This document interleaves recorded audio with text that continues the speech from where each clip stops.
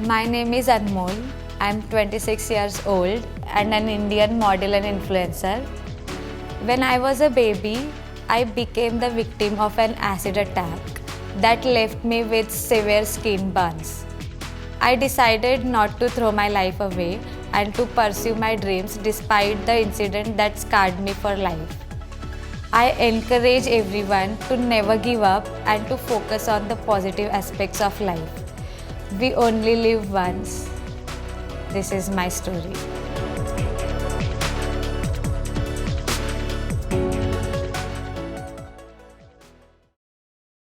हमने सुना है कि आप एसिड अटैक सर्वाइवर हैं और हम काफ़ी इंटरेस्टेड थे आपकी कहानी जानने के लिए। तो आप बता सकते हैं कि आप अभी अपने ज़िंदगी में क्या कर रहे हैं? मतलब basically now I am an influencer. I collaborate with brands और इंस्टाग्राम पे आई मेक कंटेंट. दूसरा है कि मैं मॉडलिंग भी करती हूँ और मैं एक्टर भी हूँ. जैसे मैंने कुछ शॉर्ट फिल्म में एक्टिंग की है और टीवीसी एड्स वगैरह में.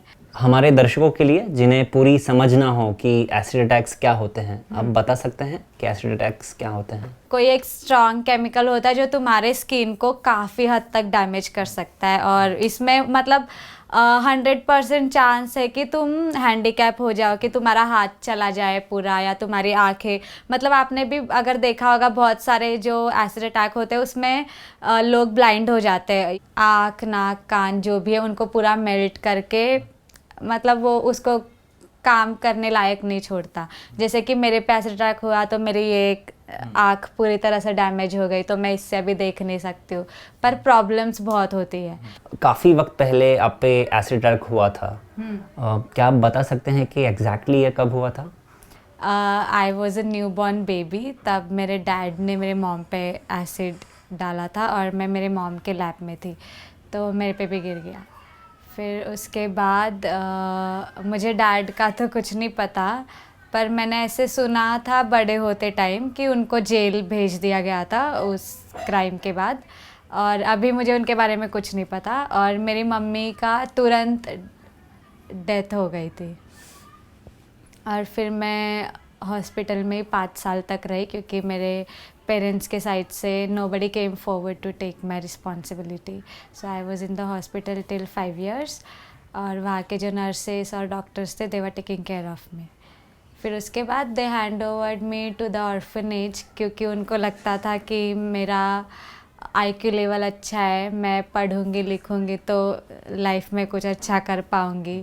आप जिस हादसे से गुजरी वो काफ़ी मुश्किल था और उस वक्त आप काफ़ी छोटे भी थे.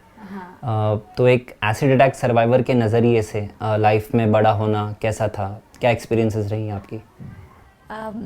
बहुत ही चैलेंजिंग था. कुछ भी इजी नहीं था. स्कूल में तो काफ़ी नॉर्मल था. कभी किसी ने मुझे फील नहीं करवाया कि मैं अलग हूँ. और मैं स्कूल में काफ़ी मस्तीखोर टाइप्स थी. मैं बहुत मस्ती करती थी पर मैं टॉपर भी थी तो कोई मुझे कुछ बोलता नहीं था. मतलब मुझे पूरी आज़ादी थी कि जितनी मस्ती करना है कर सकते हो. और जब मैं कॉलेज गई तो अचानक से कि कोई मेरे से बात नहीं कर रहा है, किसी को भी मेरे से फ्रेंडशिप नहीं करनी है. मुझे लगा था कि अभी ना शुरुआत में ये लोग मुझे देख रहे हैं तो थोड़ा इनका बिहेवियर ऐसे रहेगा, पर अगर वो यूज टू हो जाएंगे तो फिर ठीक हो जाएंगे, फिर मेरे से दोस्ती कर लेंगे क्योंकि मैं तो हूँ अच्छी. मतलब मैं काफ़ी जॉली टाइप्स हूँ. मैं लोगों से घुल मिल जाती हूँ तो हो जाएगा ठीक, कोई नहीं. बट ये चीज़ काफ़ी 1 साल तक चलती रही और फिर मुझे बहुत ही बुरा लगने लग गया. मैं शायद मैं डिप्रेस हो रही थी तो फिर मैंने एक टाइम पे कॉलेज जाना ही बंद कर दिया. हमारे देश में आप क्या कहेंगे कि एसिड अटैक्स कितने कॉमन हैं? बहुत कॉमन है क्योंकि मोस्टली ये इन केसेस में ज़्यादा होता है जब लव एंगल होता है कि मतलब लड़कों को लगता है कि अगर ये मेरी नहीं हो सकती तो किसी की भी नहीं हो सकती और अगर मैंने इसका फेस ही ख़राब कर दिया तो कोई और भी इससे शादी नहीं करेगा या इसको प्रपोज नहीं करेगा या प्यार नहीं करेगा, ऐसा सोच के तो वो लोग एसिड अटैक करते हैं. तो ये चीज़ बहुत कॉमन है क्योंकि एसिड मिलता भी बहुत इजीली है और बहुत ही चीप प्राइस में, लाइक 20-30 रुपीज़. तो आप एसिड अटैक्स के बारे में अवेयरनेस बढ़ाने के लिए क्या कर रहे हैं? मैं टेड टॉक्स कर चुकी हूँ जिसमें मैंने बहुत बारी एसिड अटैक के बारे में बात की है। और फिर जैसे बहुत सारे कैंपेन्स होते हैं सोशल एक्टिविस्ट टाइप ऑफ, तो उसमें भी मैंने पार्टिसिपेट किया है। मेरा जो इंस्टाग्राम प्रोफाइल है उसमें मैं लोगों को मतलब मेरे कंटेंट के द्वारा मैं ये बताने की कोशिश करती हूँ कि जैसे कि बहुत सारी सर्वाइवर्स को मैंने देखा है कि मिडिल एज में उनके साथ एसिड अटैक हो जाता है, तो वो अपने आप को एक्सेप्ट नहीं कर पाती है, वो अपना कॉन्फिडेंट खो देती है और वो मेंटली बहुत डिप्रेस हो जाती है। कोशिश करती हूँ कि उनको उतना इंस्पिरेशन मिले मेरे कंटेंट से, उतना मोटिवेट वो हो जाए। और अभी भी मैं एक फ़ोटोशूट पे जा रही हूँ। अच्छा, तो क्या मैं आपको ज्वाइन कर सकता हूँ? हाँ बिल्कुल।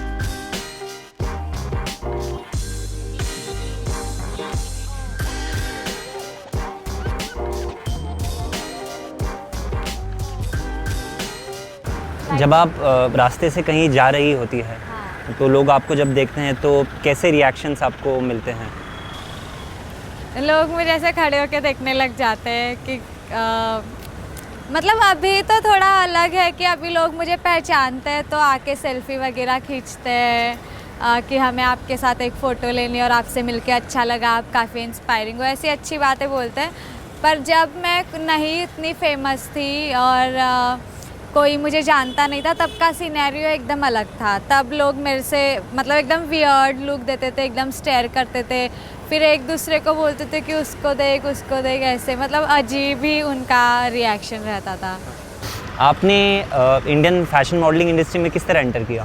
फेसबुक से फिर लोगों ने मुझे नोटिस किया कि ये लड़की मतलब लोगों ने वहाँ पे सोशल मीडिया पे बहुत पॉजिटिव एटीट्यूड दिखाया कि इतना सब होने के बाद भी इसमें इतना गट्स है कि अपनी पिक्चर पोस्ट कर रही है पब्लिकली।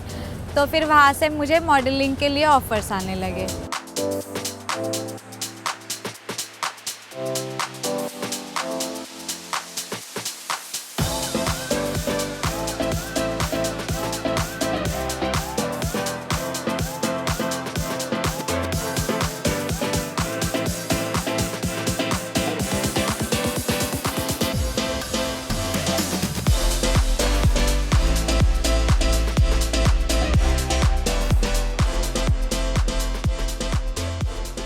अभी भी ट्रीटमेंट चल रहा है, जैसे कि आप देख सकते हो मैंने आई शेडो लगाया तो मेरे आँखों में थोड़ा पानी जम गया है। अच्छा।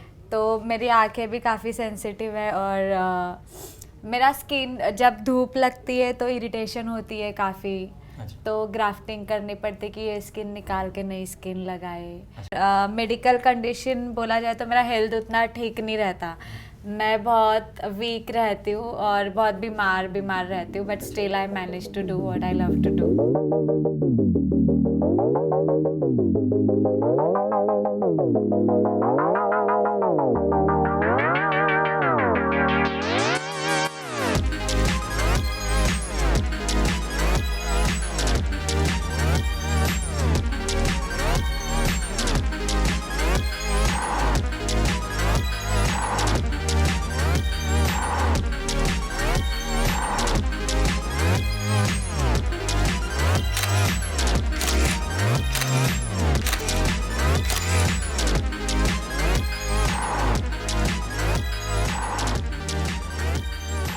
तो आप बता सकते हैं हमें कि आप अनमोल की फ्रेंड कैसे बने? हम दोनों ऑर्फनेज में साथ पढ़ते थे, हम बचपन के दोस्त थे, बचपन में ही हम लोग मिले थे और ऐसे ही हमारी दोस्ती हुई। क्या आपने कभी देखा कि लोग अनमोल के साथ बुरा व्यवहार कर रहे हैं, डिस्क्रिमिनेट कर रहे हैं? बाद में फील हुआ है, जब मैं ऑर्फनेज से निकली, हम दोनों साथ में रहने लगे, लोग इसके पीछे पीछे तक आके उसको देखते रहते थे।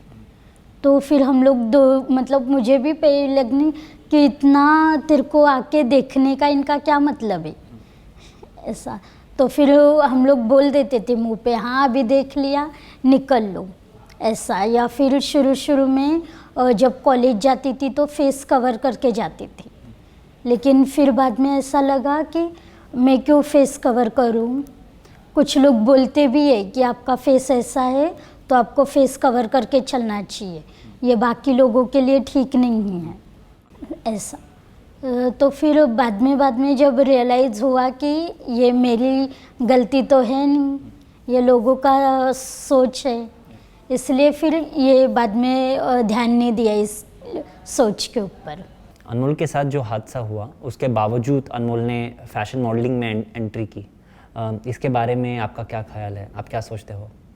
ऐसा सोचना तो हर किसी के लिए एक ऐसा था कि मतलब एक सोच एक बनाई हुई है कि जिनका फेस जिनके पास ब्यूटी है वही लोग मेकअप कर सकते हैं, वही लोग मॉडलिंग कर सकते हैं। तो अनमोल ने ये सोच चेंज की है कि अगर तुम चाहो तो कर सकते हो। तो उसके लिए उसके वजह से ही मैंने ये सारी चीज़ें एक्सेप्ट करना या फिर चेंजेस मेरी लाइफ में भी आए उसके वजह से। नॉट ओनली मी, हमारे ऑर्फनेज की काफ़ी सारी लड़कियां हैं, काफ़ी सारी विक्टिम मीन्स एसिड सर्वाइवर है जो अनमोल के को देख के इंस्पायर्ड हुए हैं। आपकी सोशल मीडिया पे फॉलोइंग काफ़ी ज़्यादा है, तो आपको कभी हेट मैसेजेस या फिर मिले हैं ऐसे हेट मैसेजेस? हाँ, बहुत सारे हेट कमेंट्स मेरे इंस्टाग्राम के फ़ोटोज़ पे आते रहते हैं। जैसे कि अभी रिसेंटली एक वो आया नहीं था, मैं इतनी सुंदर हूँ मैं क्या करूँ, तो मैंने भी उस पर रील बनाया था। तो लोग मुझे कमेंट कर रहे कि सिंपैथी गेन कर रही है। तो मैंने सोचा कि मतलब इतने सारे लोग हैं दुनिया में, everybody is making reel out of it, जब मैं कर रही हूँ तभी ऐसे क्यों लग रहा है कि मैं सिंपैथी गेन करने के लिए कर रही हूँ। और फिर मैं मतलब मैं काफ़ी बोल्ड भी हूँ, मैं जैसी भी हूँ, जैसे भी मुझे रहना पसंद है, मैं वेस्टर्न कपड़े पहनती हूँ। एक बार ही हुआ था, मैं गोवा गई थी और फिर मैं गोवा के बीच पे थी, तो ऑब्वियसली मैंने बिकिनी पहनी थी और फिर मैंने वो फ़ोटो अपलोड करके डाली। तो फिर उसमें लोगों ने कमेंट किया था कि ऐसे कपड़े पहनती है तो फिर ऐसे ही होगा।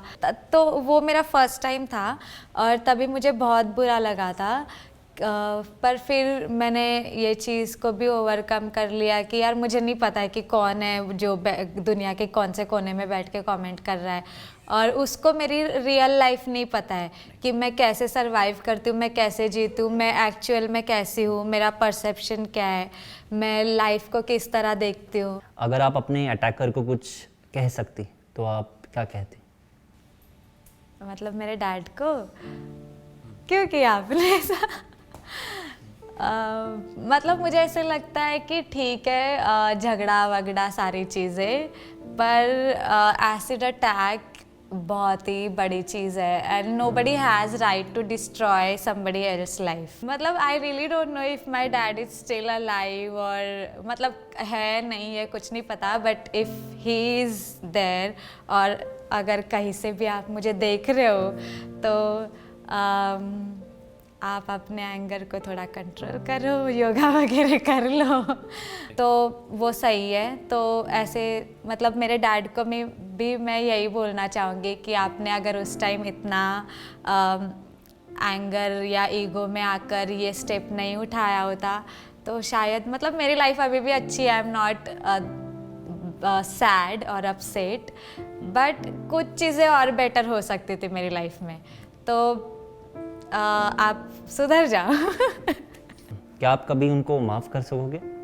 हाँ, मतलब मैंने कब का कर दिया है, क्योंकि मुझे ऐसे लगता है कि चलो ठीक है उन्होंने नहीं करना चाहिए था, पर एक उनका क्या पता बहुत ज़्यादा ही शॉर्ट टेम्पर्ड इंसान रहे होंगे। क्या आपके पास कोई मैसेज है उन लोगों के लिए जो अपने लाइफ में इस वक्त काफ़ी मुश्किल दौर से गुजर रहे हैं और जिनको लग रहा हो कि कोई होप नहीं है लाइफ में?